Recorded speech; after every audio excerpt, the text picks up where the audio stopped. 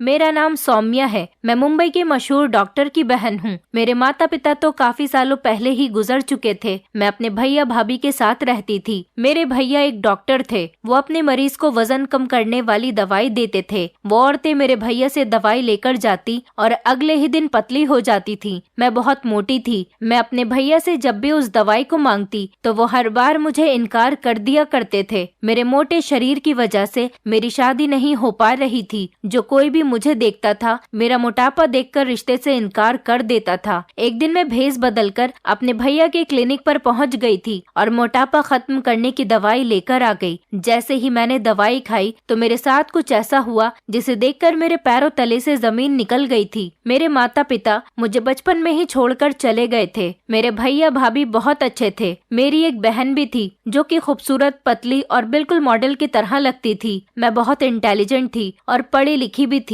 मेरे भैया ने मेरी ग्रेजुएशन कंप्लीट करवा दी थी। मैं बचपन से ही बहुत मोटी थी। मैं हर काम में इतनी ज्यादा परफेक्ट थी कि लोग मेरी काबिलियत देखकर मेरी तारीफ किया करते थे। लेकिन फिर भी कहीं न कहीं मेरे मोटापे की वजह निकल ही आती थी, जिस वजह से लोग मुझसे दूरी बना लिया करते थे। और तो और मेरा वजन सिर्फ 25 साल की उम्र में 85 किलो हो गया था। मेरे अंदर इतनी ज्यादा क्वालिटीज होते हुए भी लोगों को मेरी ये कमी नजर आ ही जाती थी। मुझे पतली लड़कियों को देखकर बड़ी जलन महसूस होती थी, जबकि मेरी खुद की छोटी बहन बहुत ज्यादा खूबसूरत और पतली सी थी। मैंने कंप्यूटर का कोर्स भी किया हुआ था। मेरी माँ के ना होते हुए भी मुझसे हर काम आता था, लेकिन बस मैं पतली होना चाहती थी। मैंने ठान लिया था कि मैं किसी भी तरह से पतला होकर रहूंगी। इसलिए मैं बहुत ज्यादा डाइटिंग भी करती थी और ज्यादातर परहेज का खाना ही खाया करती थी। यहाँ तक कि मैंने जिम भी कर लिया था। जब मैं जिम करती तो मेरे वजन को सिर्फ थोड़ा सा ही फर्क पड़ता था। न जाने मेरे ऊपर ये कैसा मोटापा था जो खत्म होने का नाम ही नहीं ले रहा था। मेरी इतनी मेहनत के बाद भी सब कुछ हर बार बेकार हो जाता था। जिम करना, भूखा रहना, परहेज का खाना खाना, यहाँ तक कि मैं 6-7 किलोमीटर दूर से भी ज्यादा दूर तक भागदौड़ करती थी, लेकिन फिर भी मेरा वजन सिर्फ 4 या 5 किलो ही कम होता था। इससे ज्यादा कोई फर्क नहीं पड़ता था और मेरा वजन भी वहीं का वहीं, और मैं देखने में मोटी और भद्दी लगती थी, जिस वजह से हर कोई मुझे मोटी मोटी कहकर चिढ़ाता था और मेरे रिश्ते भी नहीं लग पा रहे थे। कभी अगर मेरे परिवार में किसी चीज पर मेरी तारीफ की जाती तो साथ में ये भी कहा जाता कि बस लड़की थोड़ी पतली और होती तो शायद अच्छी लगती। और आजकल तो वैसे भी पतली और स्लिम लड़कियों का ही क्रेज चल रहा है, क्योंकि पतली लड़कियों पर कपड़े भी अच्छे लगते हैं और वो अपनी मर्जी के हिसाब से हर तरह के कपड़े पहन सकती हैं। लेकिन मैं तो लोगों को देखकर बस अपना दिल मारती रहती हूँ। मैं कभी अपनी ख्वाहिशें पूरी नहीं कर सकती। मैं भी दूसरी लड़कियों की तरह अच्छी दिखना चाहती हूँ, क्योंकि मेरा शरीर ही इस लायक नहीं है। लोग मेरे ऊपर बुरे बुरे कमेंट्स पास करते थे और मुझे लोगों की बातें बहुत बुरी लगती थी। मैं सिर्फ सब्र कर लेती थी और खामोश हो जाती थी, क्योंकि मेरे पास इसके अलावा और कोई दूसरा चारा नहीं था। आखिर मैं किस किस को जवाब देती। हर तरह से मैंने अपना वजन कम करने की कोशिश कर ली थी। अखबार में भी अगर वजन कम करने वाला ऐड आता तो मैं फौरन गौर किया करती थी, मगर कोई फर्क नहीं पड़ रहा था। मेरी दादी का कहना था कि मैं बचपन से ही हेल्दी हूँ, इसलिए मुझ पर कोई दवाई या कोई भी इलाज काम नहीं करेगा। खाने को तो मेरी दादी मुझे ताने मारा करती थी, क्योंकि दादी को ऐसा लगता था कि मैं बहुत ज्यादा खाती हूँ, लेकिन मैं सिर्फ नॉर्मल सा ही खाना खाती थी और अपना वजन कम करने की मेरे दिमाग पर धुन सवार थी और इसी वजह से मैं कम से कम खाना खाती थी। जबकि मेरे पेरेंट्स ऐसे बिल्कुल भी नहीं थे, बल्कि मेरे पूरे परिवार में मुझ जैसा मोटा कोई नहीं था। मेरे मम्मी पापा भी पतले ही थे। मेरे भैया तो मोटे हैं, लेकिन इतने ज्यादा मोटे नहीं हैं जितनी कि मैं हूँ।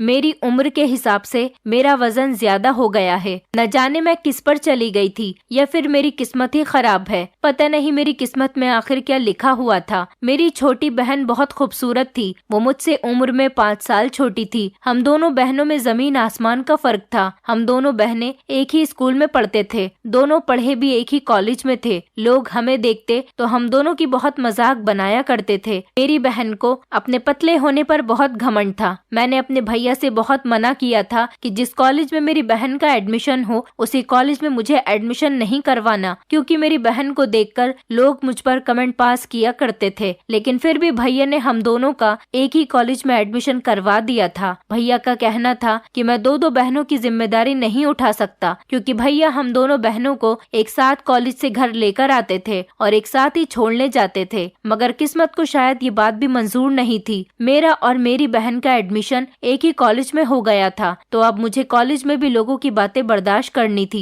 कॉलेज में भी सारे लोग यही कहते थे कि तुम्हारी बहन बहुत ज्यादा खूबसूरत है, लगता ही नहीं कि वो तुम्हारी बहन है। कॉलेज के सारे लड़के लड़कियां मेरी बहन के फैन थे। मेरी बहन पतली और खूबसूरत थी, इसमें कोई शक नहीं, मगर मेरी बहन जितनी पतली थी और खूबसूरत थी, लेकिन मेरी बहन में बहुत घमंड था। वो हमेशा मुझे मेरे मोटापे के ताने दिया करती थी और हमेशा मुझे समझाया करती थी कि तुम्हारे इतने मोटे होने की वजह से तुम्हारा कुछ नहीं हो सकता, क्योंकि तुम किसी भी एंगल से लड़की नहीं लगती, बल्कि कोई औरत लगती हो, मोटी और भद्दी सी। मुझे अपनी बहन की बातें बहुत बुरी लगती थी। मैं यही सोचती थी कि मेरी बहन हमेशा मेरे मोटापे का मजाक उड़ाती है, वो खुद खूबसूरत है, इसीलिए मेरे बारे में ऐसी बातें करती है। मुझे हमेशा उसका साथ बिल्कुल पसंद नहीं होता था। मैं घर में भी हमेशा अपनी बहन से दूर दूर ही रहती थी। मुझे अपनी बहन की हर बात बहुत बुरी लगती थी और वो मुझे नीचा दिखाने के लिए हमेशा मेरी मजाक उड़ाती रहती थी। मेरे अंदर एक आग सी जलती रहती थी, क्योंकि जो चीज आपके अंदर नहीं होती वो दूसरों के अंदर देखकर आपको बहुत जलन महसूस होती है। इसलिए मुझे हर पतली लड़की से नफरत थी और सबसे ज्यादा नफरत मुझे अपनी बहन से थी, जो अपने पतला होने पर बहुत घमंड किया करती थी। मैं कितनी ही पढ़ी लिखी और इंटेलिजेंट क्यों नहीं थी, लेकिन हमेशा लोग मेरे मोटापे की वजह से मेरे अंदर कमी निकालते रहते थे और मैं हमेशा अपने आप को तसल्ली देती रहती थी कि एक दिन सब कुछ ठीक हो जाएगा, एक दिन मैं भी पतली लड़कियों की तरह पतली बनकर दिखाऊंगी और अपने सारे शौक पूरे करूंगी, हर तरह का कपड़ा पहनूंगी। लेकिन लोग कभी ये नहीं सोचते कि अगर मेरे अंदर एक कमी है तो मेरे अंदर इतनी सारी क्वालिटीज भी तो है। मैं अपनी जिंदगी से बहुत ज्यादा तंग और परेशान हो गई थी और धीरे धीरे लोगों की बातें मुझे कड़वी लगने लगी थी। मैंने कभी भी अपनी बहन से प्यार से बात तक नहीं की थी।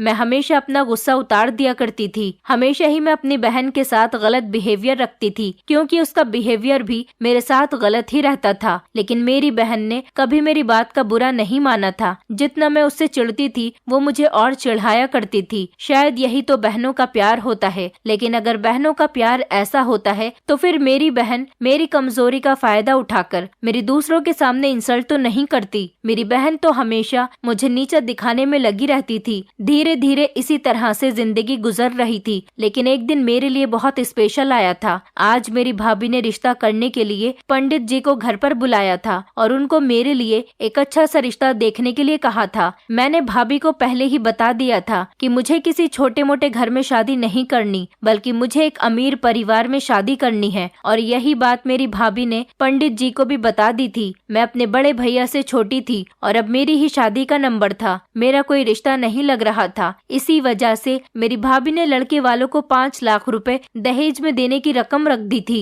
पंडित जी उनकी बातें समझकर चले गए थे और अब वो लड़के वालों को यही लालच देने वाले थे। इसी बहाने भाभी ने मुझसे कहा था कि अब तुम किसी भी तरह से जल्दी अपना वजन कम करने की कोशिश करो और अब तो जैसे तैसे करके पतली होकर ही दिखा दो, ताकि तुम्हारे लिए कोई अच्छा सा रिश्ता आ सके। भाभी का मतलब समझकर मैंने भी यही सोचा था कि ऐसा करना ही ठीक रहेगा। मुझे कुछ न कुछ करके अपना वजन कम करना ही होगा। इसलिए मुझे अपनी बहन से बनाकर भी रखनी थी, क्योंकि मेरी बहन भी इस काम में मेरा बहुत साथ दे सकती थी। हमारे पड़ोस में श्रद्धा भाभी रहा करती थी। वो अभी अभी ही हमारे पड़ोस में रहने के लिए आई थी। उनका हमारे घर पर आना जाना बहुत हो गया था, क्योंकि उनसे मेरी भाभी और दादी की बातचीत बहुत अच्छी रहती थी। श्रद्धा भाभी के परिवार में उनके पति और उनका एक जवान बेटा था। मैंने आज शाम ही उनके घर पर जाने के बारे में सोचा था। फिर शाम को मैं श्रद्धा आंटी के घर चली गई थी, क्योंकि उनका जवान बेटा बहुत ज्यादा स्मार्ट था और वो अपने बेटे के लिए रिश्ता देख रही थी। मुझे अपने पास देखकर श्रद्धा आंटी को बहुत खुशी हुई थी, क्योंकि उन्हें मेरा बिहेवियर बहुत पसंद आया था। मैंने सोचा था कि बस जिस तरह से श्रद्धा आंटी को मेरा बिहेवियर पसंद आया है, इस तरह से उनको मैं भी उनके बेटे के लिए पसंद आ जाऊं। उनका बेटा मेरे मुकाबले बहुत ज्यादा स्मार्ट और हैंडसम था, जबकि मैं तो बहुत मोटी और भद्दी सी दिखती थी। भाभी ने मुझसे कहा था कि अगर मैंने श्रद्धा आंटी के बेटे को इम्प्रेस कर लिया तो मेरी लाइफ बन जाएगी, क्योंकि श्रद्धा आंटी का लड़का हमारे मोहल्ले का सबसे खूबसूरत लड़का था। इसलिए भाभी के कहने पर मुझे यहाँ पर आना पड़ा था। मैंने श्रद्धा आंटी से अच्छे रिलेशन बना लिए थे और उनके घर जल्दी जल्दी आना जाना शुरू कर दिया था। मैंने श्रद्धा आंटी के बेटे को इम्प्रेस करने की बहुत कोशिश की, लेकिन ना तो बेटा इम्प्रेस हुआ और ना ही माँ। मेरी ये कोशिश भी बेकार हो गई थी। मैंने फिर उसके बाद जिम जाना शुरू कर दिया ताकि मैं पतली हो सकूं। मुझे जिम जाते हुए लगभग 5 महीने होने वाले थे, मुझे पता चला कि हमारे घर रिश्ते वाले आने वाले हैं और फिर रिश्ते वाले हमारे घर ही आ गए थे। मैंने लड़के वालों के आने से पहले खुद को पतला करने के लिए काफी कुछ किया था। लगभग 2 दिन से तो मैं भूखी थी, कुछ खाया भी नहीं था और कपड़े भी इस तरह के पहने थे जिसमें मैं पतली लग सकूं और सब कुछ अच्छे से सेट कर लिया था। आज मुझे पूरा यकीन था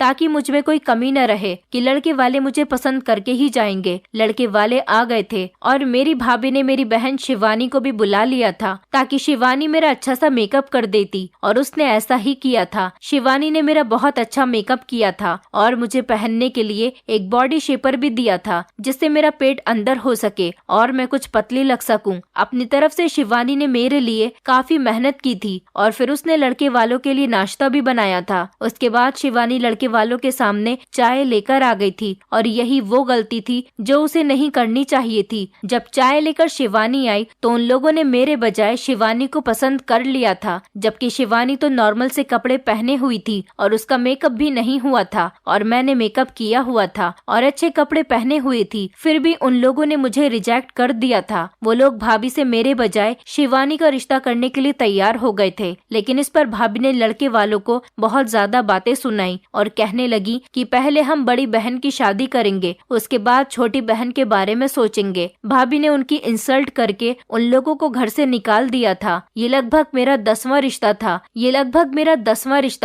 जिन लोगों ने मेरे मोटापे की वजह से मुझे रिजेक्ट किया था। मुझे इस बार बहुत ज्यादा दुख हुआ था क्योंकि लड़के वालों ने पैसों के लालच में आकर मुझे पसंद कर लिया था, लेकिन जब उन्होंने शिवानी को देखा तो वो लोग शिवानी को अपने घर की बहू बनाने के लिए तैयार हो गए थे। इस बार मेरा रिश्ता खत्म होने की वजह शिवानी थी। मुझे इस बार शिवानी से और भी ज्यादा नफरत हो गई थी, जबकि सब में शिवानी की कोई गलती नहीं थी, लेकिन मुझे तो ऐसा ही लग रहा था कि वो जरूर जानबूझकर मेरा रिश्ता खत्म करने के लिए ही वहाँ पर आई होगी। लेकिन मेरे दिमाग में एक ये बात भी थी कि शिवानी को भाभी ने वहाँ पर बुलाया था, वो खुद नहीं आई थी। अब जब ये बात हो गई तो भाभी ने शिवानी को बहुत डांटा था, लेकिन इसमें शिवानी की कोई गलती नहीं थी, जबकि भाभी ने ही तो शिवानी को बुलाया था। अब वही शिवानी को डांट भी रही थी। सारी बात मेरे भैया के सामने भी खुलकर आ गई थी। मैं अपने भैया की बहुत लाडली थी क्योंकि मेरी छोटी बहन मेरे भैया का कहना नहीं मानती थी और मैंने हमेशा अपने भैया का कहना माना था। मेरे भैया ने मुझे मेरे माता पिता से बढ़कर प्यार दिया था। भैया ने मेरे हर नाज नखरे उठाए थे। आज तक भैया ने मेरी हर डिमांड मेरे मुंह से निकलने से पहले ही पूरी कर दी थी, जबकि मेरी भाभी भी इस बात पर कभी कभी नाराज हो जाती थी क्योंकि मेरी भाभी के पास एक छोटी सी बेटी थी जो सिर्फ अभी 3 साल की ही थी। भैया उसकी डिमांड भी पूरी नहीं करते थे, जितनी जल्दी मेरी ख्वाहिशों को पूरी कर देते थे। भैया भाभी से हमेशा यही कहते थे कि मैं अपनी बहन सौम्या से बहुत प्यार करता हूँ। मुझे पता है मेरी बहन सौम्या अपने मोटापे की वजह से बहुत परेशान रहती है, इसलिए मैं अपनी बहन की ख्वाहिश को पूरा करना चाहता हूँ और उसकी शादी अच्छे परिवार में करना चाहता हूँ ताकि मेरी बहन का घर अच्छी जगह बस सके। मगर अब जब मेरी शादी नहीं हो पा रही थी तो मेरे भैया भी परेशान रहने लगे थे, लेकिन मेरे सपने तो बहुत ऊंचे थे कि मेरी शादी किसी अच्छे परिवार में हो और मेरा पति हैंडसम हो। अब मेरा ये रिश्ता खत्म हुए भी काफी दिन गुजर गए थे, लेकिन अभी तक हमारे घर पर कोई दूसरा रिश्ता नहीं आया था। वो रिश्ते वाली बात तो अब पुरानी हो गई थी। मुझे लगा था कि सब लोग उस बात को भूल गए होंगे, लेकिन ये सिर्फ अभी मेरी सोच ही थी। हमारे पड़ोस में ही एक लड़की की शादी थी। मैं शादी में नहीं जाना चाहती थी, लेकिन इसकी वजह मुझे लोगों के ताने लगते, सिर्फ यही थी। अब जब भैया ने मुझसे ज्यादा जिद की तो मैं जाने के लिए तैयार हो गई थी, तो फिर मैं भी शादी में जाने के लिए तैयार हो गई थी। लेकिन मेरा शादी में जाने के लिए अभी भी मन नहीं कर रहा था क्योंकि मेरे अंदर लोगों की बातें सुनने की और हिम्मत नहीं थी। मगर फिर भैया के कहने पर मुझे जाना ही पड़ा था। भाभी ने कहा कि तुम भी मेरे साथ चलो, इसी बहाने तुम मेरी बेटी को संभाल लेना, और कहने लगी कि यही तो मौका होता है जब लोग लड़कियों को पसंद करते हैं और उनके रिश्ते आते हैं, क्या पता तुम्हारा भी रिश्ता आ जाए। बस यही लालच मेरे दिमाग में आ गया था और फिर मैं शादी में जाने के लिए तैयार हो गई थी। मगर वहाँ जाकर मुझे पता चला था कि मैंने बहुत बड़ी गलती की है। मुझे शादी में नहीं आना चाहिए था। उसकी सबसे बड़ी वजह मेरा वही रिश्ता था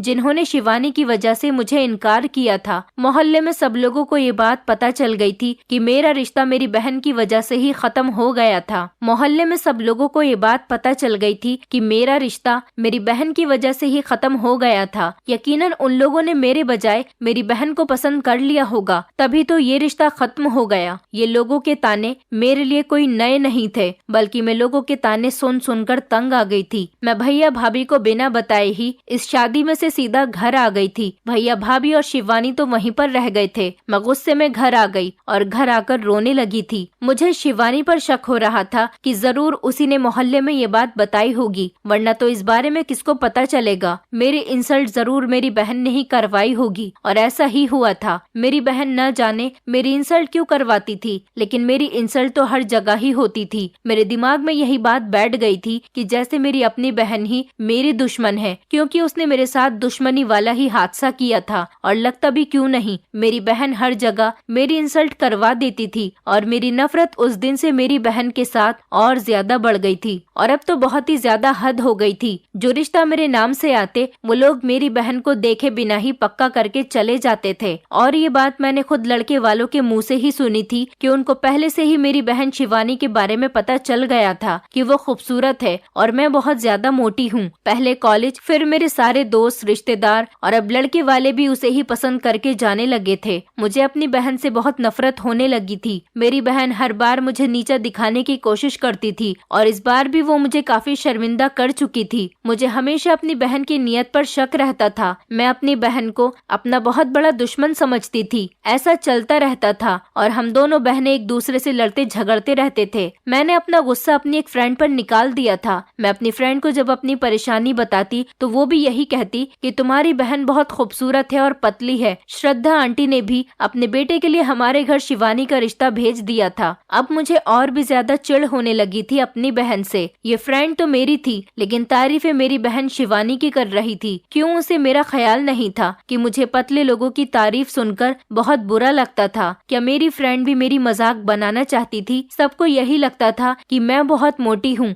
अगर ऐसा था भी तो इसमें मेरी क्या गलती थी, क्योंकि मैं खुद भी मोटी नहीं बनना चाहती थी। अब जब मैं मोटी बन गई थी तो मुझे न जाने किस चीज की सजा मिल रही थी। मैं गुस्से में ही अपनी फ्रेंड के घर से निकल आई थी और घर जाकर अपने भैया और भाभी को ये सारी बातें बता दी थी कि मेरी बहन की वजह से हर जगह मेरी बहुत इंसल्ट होती है। अगर ये पतली है तो इसमें मेरी क्या गलती है, और अगर मैं मोटी हूँ तो फिर इसमें भी मेरी क्या गलती है? लोग मुझे क्यों रिजेक्ट कर देते हैं? भैया मेरी सारी बातें सुनकर खामोश हो गए थे। मैंने भैया से कहा, भैया आप मेरे लिए कुछ भी करो, मैं पतली होना चाहती हूँ। अगर मैं पतली नहीं हो सकती तो मैं चाहती हूँ कि सारी लड़कियाँ मेरी तरह मोटी हो जाएं। अगर सारी लड़कियाँ मोटी हो गईं तो इस तरह मुझे कोई भी कुछ नहीं कहेगा। मेरी बातें सुनकर मेरे भैया भाभी खूब हंसने लगे थे, जबकि वो दोनों कहने लगे, तुम कैसे पागलों वाली बातें करती हो? जैसा तुम सोच रही हो ऐसा कुछ भी नहीं हो सकता। ना तो तुम पतली हो सकती हो और ना ही सारी लड़कियां मोटी हो सकती हैं। वो मेरा मुंह ठीक करने की कोशिश कर रहे थे और मेरे साथ खूब हंसी मजाक करने लगे। उन दोनों पति पत्नी ने मेरा गुस्सा ठीक कर दिया था, और ऐसा सिर्फ मेरे भैया भाभी ही कर सकते थे, क्योंकि दुनिया में मेरे भैया भाभी ही एक ऐसे थे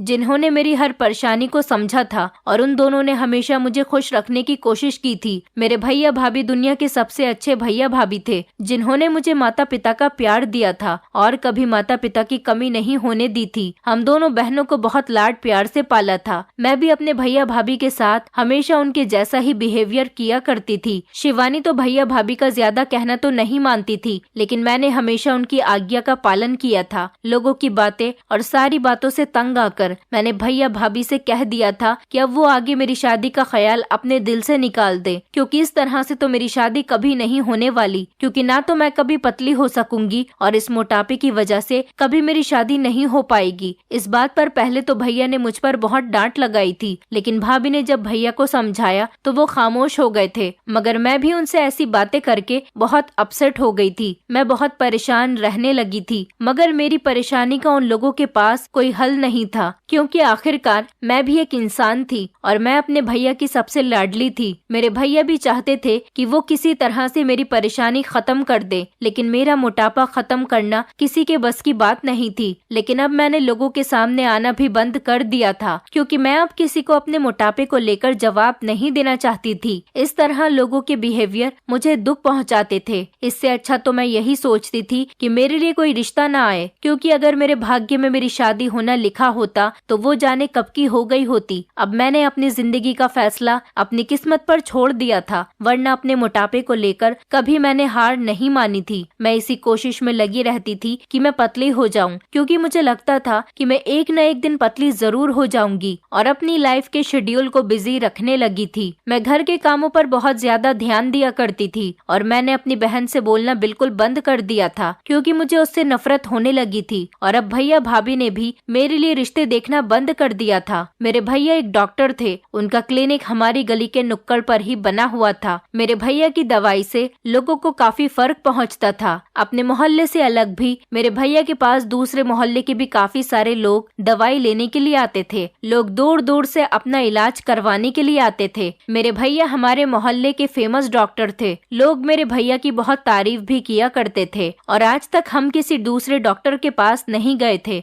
घर में अगर हम में से किसी की भी तबीयत खराब हो जाती तो हम भैया से ही दवाई लिया करते थे, और उनका इलाज करने के बाद हम ठीक भी हो जाते थे। हमारे सब गली वाले भी उनसे ही दवाई लिया करते थे। भैया कुछ दिनों से अपने किसी इम्पोर्टेंट काम में बिजी थे। मुझे नहीं पता था कि भैया किस काम में बिजी रहते थे। इसी बारे में सोचकर मैंने भैया के इस काम पर ज्यादा ध्यान नहीं दिया था, मगर शायद भैया कोई नई दवाई तैयार कर रहे थे, जिसके लिए उन्होंने शहर के बहुत बड़े डॉक्टर से कांटेक्ट किया था। मगर मुझे हमारे मोहल्ले के लोगों से ही ये बात पता चली कि मेरे भैया के पास कुछ ऐसी दवाई है जिसे खाने के बाद इंसान का वजन कम हो जाता है और मोटा इंसान पतला लगने लगता है। इसका मतलब ये था कि भैया जिस काम में इतने दिनों से बिजी थे वो यही काम था। कि अगर सच में भैया के पास पतला होने वाली दवाई थी तो फिर उन्होंने मुझे वो क्यों नहीं दी थी। मुझे तो इस दवाई की सबसे ज्यादा जरूरत थी, और ये बात मेरे भैया अच्छी तरह से जानते थे। ये दवाई आने के बाद भैया को सबसे पहले मुझे ही देनी चाहिए थी, मगर भैया ने तो मुझे इस बारे में कुछ बताया ही नहीं था। उन्होंने न जाने ऐसा क्यों किया था कि मुझे उस दवाई के बारे में बिल्कुल कोई खबर भी नहीं होने दी थी।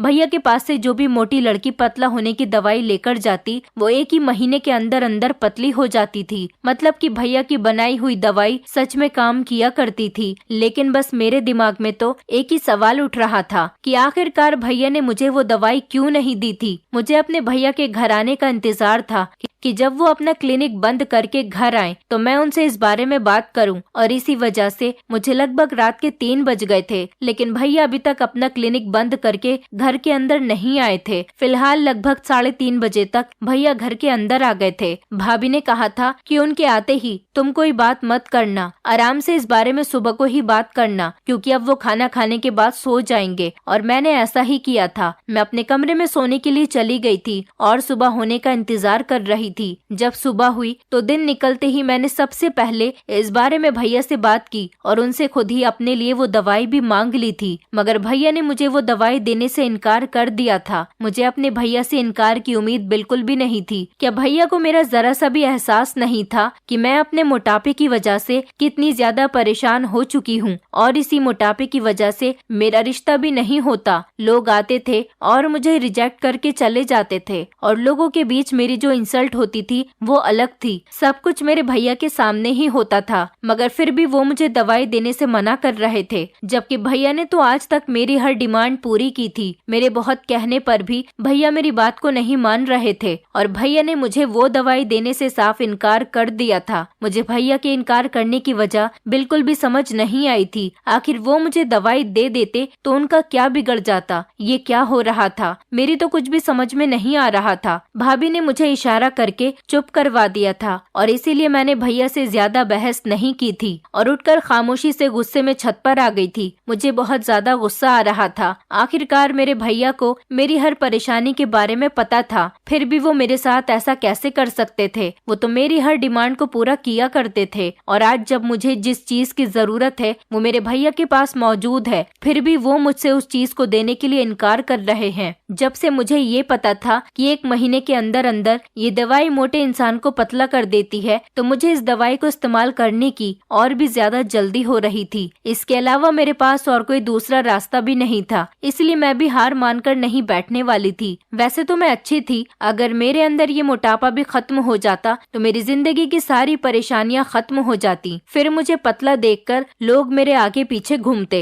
बस यही सब कुछ सोच सोच कर मैं उस दवाई को लेने के लिए प्लानिंग कर रही थी कि आखिर किस तरह से भैया से वो दवाई हासिल की जाए। सोचो अगर मैं पतली हो गई तो सबकी आंखें मुझे देखकर फटी की फटी रह जाएंगी। सब लोग मेरे आगे पीछे होंगे, क्योंकि मुझे लगता था कि मेरे अंदर इस मोटापे के बाद कोई दूसरी कमी नहीं है। बस एक मेरा शरीर बहुत मोटा था, बाकी तो मैं गोरी थी और मेरा फेस कट भी बहुत प्यारा था। लेकिन ये मेरी सबसे बड़ी गलतफहमी साबित हुई थी, क्योंकि हर इंसान 100% परफेक्ट नहीं होता, क्योंकि हर इंसान में कोई ना कोई कमी और बुराई जरूर पाई जाती है। मगर कभी कभी हम इंसान इस बात को इग्नोर कर जाते हैं। मैंने सोचने के बाद एक बहुत ही बढ़िया सा प्लान बनाया था। अपने इस प्लान को इस्तेमाल करके मैं उस दवाई को हासिल कर सकती थी। मैं भाभी से परमिशन लेकर अपने कॉलेज का कहकर निकल गई थी और उसके बाद मैं अपनी एक फ्रेंड के घर पहुंच गई। वहां जाकर मैंने अपना भेष बदल लिया। मैंने अपनी फ्रेंड की मम्मी की साड़ी पहन ली और चेहरे पर लंबा सा घूंघट कर लिया। मुझे कैसे भी करके वो दवाई हासिल करनी थी, इसलिए तो मैंने ये प्लान बनाया था। अपना भेष बदलने के बाद मैं खुद भैया के पास दवाई लेने के लिए चली गई थी, उनके क्लिनिक पर। और जब मैं भैया के क्लिनिक पर गई तो वो मुझे पहचान नहीं सके थे। भैया को पता ही नहीं चला और मैंने वो दवाई उनसे खरीद ली थी। दवाई मेरे पास आने के बाद मेरी खुशी का ठिकाना नहीं रहा था। मुझे तो ऐसा लग रहा था जैसे मैं हवाओं में उड़ रही हूँ। मुझे लग रहा था कि बस अगले ही दिन मैं पतली हो जाऊंगी। वो दवाई लेकर मैं घर आ गई थी और उस दवाई को मैंने अपने पर्स में छुपाकर रख दिया था,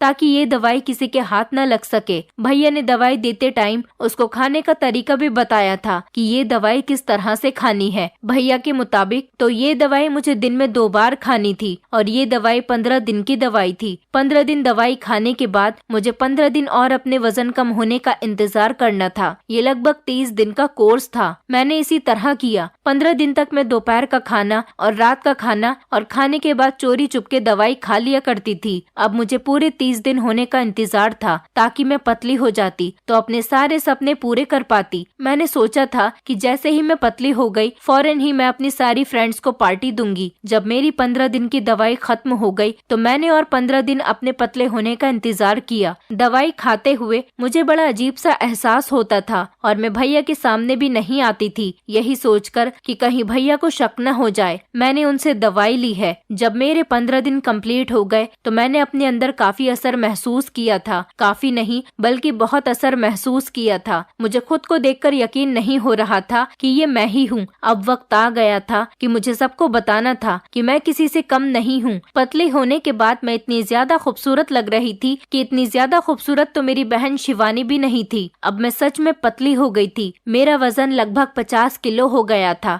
जबकि इससे पहले मेरा वजन 85 किलो था। मुझे यकीन नहीं हो रहा था कि 1 महीने के अंदर अंदर मेरा इतना ज्यादा वजन कम हो सकता है। अपने आप को देखकर मुझे बहुत खुशी महसूस हो रही थी। अब वक्त था कि मुझे कमरे से बाहर निकलना था, क्योंकि पूरे 1 महीने तक मैं कमरे के अंदर ही सारे काम किया करती थी और कमरे से ज्यादातर बाहर निकलने पर परहेज किया करती थी। मैंने अपना फेवरेट जीन्स टॉप निकाला और पहन लिया, क्योंकि मुझे जीन्स टॉप बहुत पसंद था। मैं बहुत ज्यादा मोटी थी, इसलिए जीन्स टॉप ना तो मुझ पर अच्छा लगता था और ना ही मुझे आता था। इसलिए मैंने अपने इस जीन्स टॉप को आज पहन कर देखा तो मेरे शरीर पर जीन्स टॉप अच्छी तरह से चढ़ गया था और मुझे खुद को जीन्स टॉप में देखकर बहुत खुशी महसूस हो रही थी। मैं जीन्स टॉप में बहुत स्मार्ट लग रही थी, बल्कि किसी मॉडल की तरह लग रही थी। काफी देर तक मैं खुद को शीशे के सामने देखती रही थी और मुझे यकीन नहीं आ रहा था कि ये मैं ही हूँ। उसके बाद जब भाभी कमरे में आई और उन्होंने मुझे जीन्स टॉप में देखा तो वो भी हैरान रह गई थी। अब ये भी था कि भैया मुझे देखकर पहचान जाएंगे, क्योंकि मैं लगभग 1 महीने तक भैया के सामने नहीं आ रही थी। मैंने इस बात की ज्यादा फिक्र नहीं की, क्योंकि अगर भैया भी मुझे पतला देखते तो वो भी बहुत खुश हो जाते। मैंने कोई गलती तो नहीं की थी और वैसे भी जब भैया मुझे इस तरह से खुश और पतला देखेंगे तो वो भी बहुत खुश हो जाएंगे, क्योंकि मेरे भैया हमेशा मेरी खुशी में ही खुश हो जाते थे। मैंने जीन्स टॉप तो पहना हुआ ही था और अच्छे से थोड़ा बहुत मेकअप भी कर लिया था, जिससे मैं और भी ज्यादा सुंदर लग रही थी। उसके बाद मैं अपने कमरे से बाहर निकल गई। बाहर जाकर देखा तो भैया और भाभी आपस में बैठे हुए बातें कर रहे थे। भाभी भैया को जाकर मेरे बारे में पहले ही सब कुछ बता चुकी थी, लेकिन जब भैया ने अपनी आंखों से मुझे देखा तो वो घबरा कर बैठे से खड़े हो गए थे। मतलब उनको भाभी की बात पर यकीन हो गया था और मेरा शरीर देखकर वो हैरान रह गए थे और वो ये बात भी समझ गए थे कि मैंने उनकी बनाई हुई दवाई को इस्तेमाल कर लिया था। भैया के चेहरे पर मुझे एक अजीब सा डर महसूस हो रहा था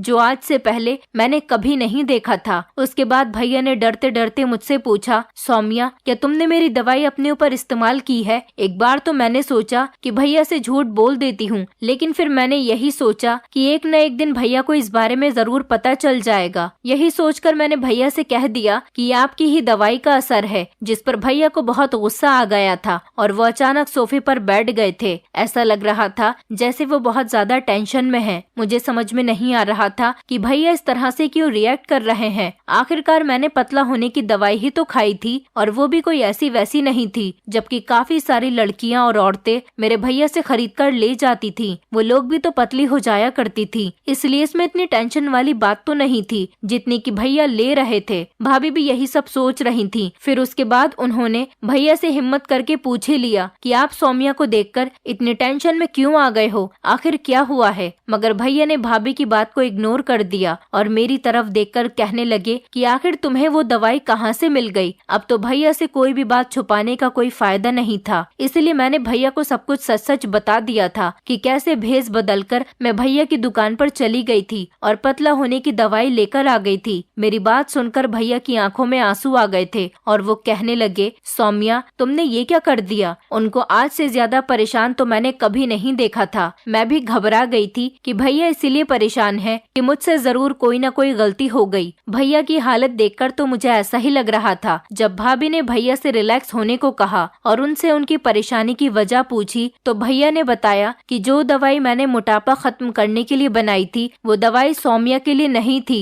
बस यही बताकर भैया घर से बाहर चले गए थे और उनके पीछे मैं और भाभी यही सोचते रह गए थे कि आखिर भैया के कहने का क्या मतलब था। सारा दिन भैया का इंतजार करते करते गुजर गया था और भैया सारा दिन घर वापस नहीं आए थे और अब तो रात होने वाली थी, मगर भैया का अभी तक कोई पता नहीं था कि वो कहाँ गए थे। आखिरकार रात के 12:30 बजे भैया घर के अंदर आ गए थे। उसके बाद भाभी ने भैया के पास जाकर उनसे पूछा कि आखिरकार आप इतने टाइम तक कहाँ थे और सारा दिन घर वापस क्यों नहीं आए थे, जबकि आज तो भैया अपने क्लिनिक पर भी नहीं बैठे थे। फिर भैया अपना क्लिनिक छोड़कर कहाँ चले गए थे? भैया भाभी की बात को इग्नोर करते हुए सीधा अपने कमरे की तरफ चले गए थे। भाभी भी भैया के पीछे पीछे उनके कमरे में चली गई थी और भैया से उनकी परेशानी की वजह पूछने लगी थी। इतनी मामूली सी बात पर भैया इतनी ज्यादा परेशान क्यों हो रहे थे? आखिरकार मैं पतली तो हो ही गई थी, अगर मैंने वो दवाई खा भी ली थी तो इसमें कौन सी बड़ी बात थी? न जाने भैया इतनी छोटी सी बात को लेकर परेशान क्यों हो रहे थे। उसके बाद भैया ने भाभी को बताया कि ये कोई छोटी बात नहीं जितनी कि उनको लग रही थी। बात बहुत ज्यादा बड़ी थी, क्योंकि वो कोई आम दवाई नहीं थी। वो दवाई भैया ने हर औरत के लिए नहीं बल्कि कुछ ही औरतों और लड़कियों के लिए बनाई थी। भैया से मेरा इस तरह से उदास होना नहीं देखा जाता था। भैया से मेरी परेशानी नहीं देखी जाती थी। वो अपना एक्सपेरिमेंट करने के बाद मुझे ये दवाई खुद गिफ्ट करना चाहते थे, लेकिन अभी इस दवाई को लेने का सही टाइम नहीं था। मुझे अपने मोटापे की वजह से जो लोगों से बातें सुनने को मिलती थी और फिर इस पर जो मैं बहुत ज्यादा उदास हो जाती थी, तो मेरे भैया से ये सब कुछ देखा नहीं जाता था। वो अपनी बहन की इस कमी को पूरा करना चाहते थे और इसी चीज पर एक्सपेरिमेंट कर रहे थे। इसलिए उन्होंने एक बड़े डॉक्टर से कंसल्ट किया था।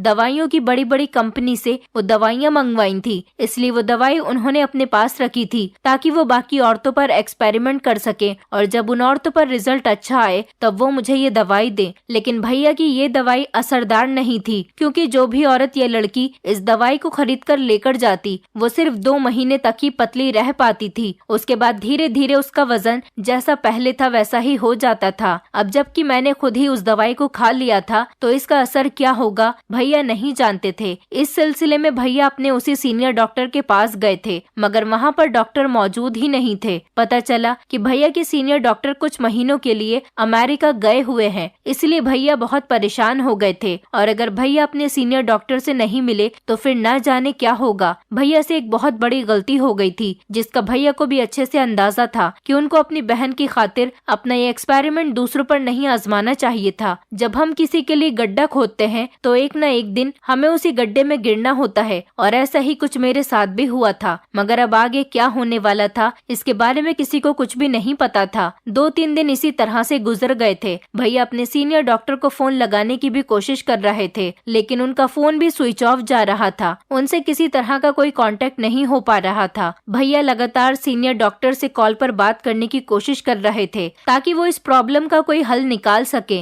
भैया को फोन लगाते हुए काफी टाइम हो गया था। भैया के चेहरे पर अभी भी वो परेशानी मौजूद थी। भाभी ने भी भैया से पूछा था तो भैया ने उन्हें बताया कि मेरे पास एक सॉल्यूशन है और वो ये है कि इन सब दवाइयों को उठाकर फेंक दिया जाए, तभी इनका असर खत्म हो सकता है। सारी दवाइयाँ तो भैया के क्लिनिक में मौजूद थी, क्योंकि अब भैया यही चाहते थे कि वो दूसरों को भी ये दवाई न बेचें, ताकि उनकी बहन की तरह कुछ दिन की खुशियाँ उन औरतों को भी नसीब हों। लेकिन ये सिर्फ कुछ दिन की ही खुशियाँ होती थी। उसके बाद जब औरतें इतना पैसा खर्च करने के बावजूद भी दोबारा से मोटी हो जाती तो उनको बहुत बुरा लगता था और उनका बहुत ज्यादा दिल दुखता था। और फिर भैया ने जिस वजह से ये दवाई मंगवाई थी, उनका ये मकसद पूरा नहीं हुआ था, क्योंकि भैया चाहते थे कि जो इस दवाई को खा ले उसका मोटापा हमेशा हमेशा के लिए ही खत्म हो जाए। लेकिन ऐसा कुछ नहीं था और अब हम लोग इस मकसद को पूरा करना भी नहीं चाहते थे। इसलिए मैं फौरन भैया के क्लिनिक पर गई और सारी दवाई उठाकर घर ले आई थी और अब भैया से कह दिया था कि आप जो चाहें इस दवाई के साथ कर लो। भैया ने वो सारी दवाई लेकर एक बॉक्स में बंद करके कूड़े वालों को दे दी थी और हर दवाई के रैपर से उसके नाम को मिटा दिया था ताकि इस दवाई को कोई इस्तेमाल न कर सके। अब भैया के पास कोई भी औरत या लड़की मोटापा खत्म करने की दवाई लेने आती तो भैया उससे इनकार कर देते। दिन इसी तरह से गुजर रहे थे और देखते ही देखते मेरे 2 महीने पूरे हो गए थे। मेरा वजन भी अपनी जगह पर आ गया था। मैं पहले जैसी मोटी हो गई थी, मगर अब क्या किया जा सकता था। मैं इस दुख की वजह से काफी दिनों तक घर से बाहर नहीं निकली थी। मेरी फ्रेंड्स के भी कॉल आए थे जिनसे मैंने पार्टी के लिए कहा था, लेकिन अब मुझे किसी से कोई बात नहीं करनी थी और न ही मैंने अपनी फ्रेंड्स को इस बारे में कुछ बताया था। आखिरकार मैं उनको क्या बताती कि मेरे साथ ये सब कुछ हुआ था। ये सब सुनकर तो मेरी फ्रेंड्स मेरा और भी ज्यादा मजाक बनाती। मेरे भैया को भी इस बारे में अच्छे से पता था। उनको लगता था कि शायद इस सब में उनका ही कसूर है और उनको ये भी लग रहा था कि मैं भैया से नाराज हूँ, लेकिन ऐसा कुछ भी नहीं था। इस हादसे के बाद में मेरी भैया से कोई बातचीत नहीं हुई थी, क्योंकि मैं अपने कमरे में बंद थी और उन्होंने भी आकर मुझसे कोई बात नहीं की थी। धीरे धीरे दिन इसी तरह से गुजरते चले जा रहे थे। फिर एक दिन भैया मेरे कमरे में मुझसे बात करने के लिए आए थे। शिवानी ने भी मुझसे बात करने की बहुत कोशिश की थी, लेकिन शिवानी पर तो मुझे बहुत ज्यादा गुस्सा आ रहा था, इसलिए मेरी उससे बातचीत पूरी तरह से बंद हो गई थी। भैया को लगता था कि मैं भैया से नाराज हूँ, इसलिए उन्होंने अपनी बात करना शुरू किया। वो कहने लगे कि सौम्या, मैंने तुम्हारे साथ जैसा भी किया उसके लिए मुझे माफ कर दो, लेकिन मेरा मकसद ये नहीं था कि मैं तुम्हें नुकसान पहुंचा सकूं। भैया तो बस मेरी खुशी की खातिर ये सब कुछ कर रहे थे, इसलिए उन्होंने ऐसा कदम उठाया था जो कि बहुत गलत था। इस बात को अच्छी तरह से जानते थे कि ये काम गलत है, लेकिन उन्होंने फिर भी मेरी खुशी के लिए इस दवाई का एक्सपेरिमेंट किया। भैया ने भी मेरा मोटापा खत्म करने की हर तरह से कोशिश की थी। भैया ने कहा कि मैं मानता हूँ मैंने गलत चीज का सहारा लिया, मुझे ऐसा नहीं करना चाहिए था। भैया मेरे सामने बहुत शर्मिंदा हो रहे थे। वो अपने किए पर बहुत ज्यादा शर्मिंदा थे। मैं जानती थी कि मेरे भैया जो भी करते हैं सिर्फ और सिर्फ हम बहनों की खुशी के लिए ही करते हैं, और आज मुझे इस बात पर सच में यकीन हो गया था कि भैया हम दोनों बहनों से बहुत ज्यादा प्यार करते हैं। मेरी खातिर भैया ने गलत कदम उठा लिया था। उन्होंने अपनी सालों पुरानी मेहनत और इज्जत को मेरी खातिर दांव पर लगा दिया था और अपने डॉक्टर होने का गलत इस्तेमाल किया। इस सब में अगर कोई गलत था तो वो भैया नहीं बल्कि मैं थी। मैंने अपने मोटापे को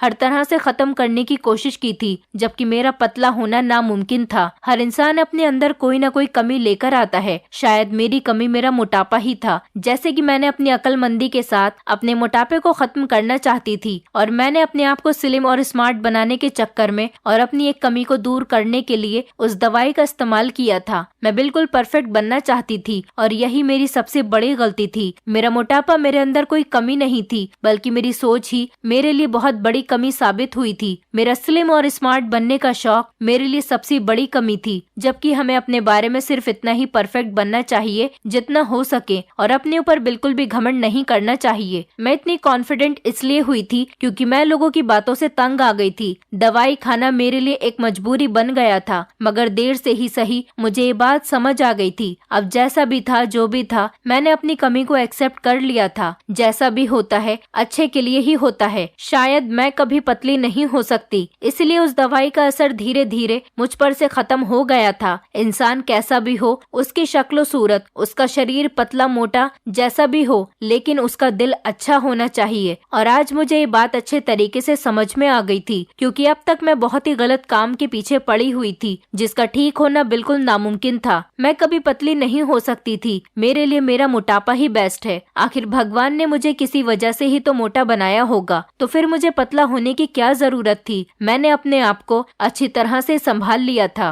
भैया को मुझसे इसी बात की उम्मीद थी, इसलिए अब वो भी खुश रहने लगे थे और उन्होंने प्यार से मुझे आशीर्वाद दिया था। और प्यार से वो मुझसे कहने लगे कि आज तक जो बात मैं अपनी बहन को नहीं समझा सका, वो आज मैंने उनको सिखा दी थी। वो मेरी इस बात पर बहुत खुश हुए थे। मुझसे शिवानी ने भी माफी मांग ली थी। उसने आज तक जो कुछ भी किया था उस सब के लिए। मैंने लोगों का सामना करना दोबारा से शुरू कर दिया था और अब मुझे लोगों के तानों से बुरा भी नहीं लगता था और अब शिवानी से भी मेरा कभी कोई झगड़ा नहीं होता था। हम दोनों बहनें अब एक साथ खुशी खुशी रहते हैं। अब शिवानी को मुझसे कोई शिकायत नहीं थी और न ही मुझे शिवानी से कोई शिकायत थी। वो भी मेरे बदलाव पर बहुत खुश हो गई थी। पहले जब मेरी बहन हर जगह मेरी इंसल्ट करवाने पर तुली रहती थी, लेकिन अब मेरी बहन में काफी फर्क मुझे नजर आने लगा था, मगर मैं ही उसके पतले और स्मार्ट होने की वजह से उससे जलती रहती थी। फिलहाल जो कुछ भी हुआ था अब काफी बेहतर हो गया था और सबसे बढ़कर जो भैया भाभी मुझसे इतने ज्यादा प्यार करते थे। और जहाँ तक बात मेरी शादी की थी, अब भगवान ने मेरे भाग्य में जिस लड़के को भी मेरे लिए लिखा था वो मुझे इस जिंदगी में जरूर मिलेगा। अभी तक तो फिलहाल मेरी शादी नहीं हुई है, लेकिन मुझे उम्मीद है जब भी मेरी शादी होगी अच्छे परिवार में ही होगी। अपना पुराना सब कुछ भूलकर अपनी नई जिंदगी की शुरुआत खुशी खुशी कर रही हूँ। दोस्तों, उम्मीद करती हूँ आपको हमारी कहानी पसंद आई होगी। कहानी पसंद आई है तो वीडियो को लाइक करें, चैनल पर नए हैं तो चैनल को सब्सक्राइब करें और हाँ, नोटिफिकेशन बेल को जरूर दबाएं ताकि अगली अपडेट सबसे पहले आपको मिले।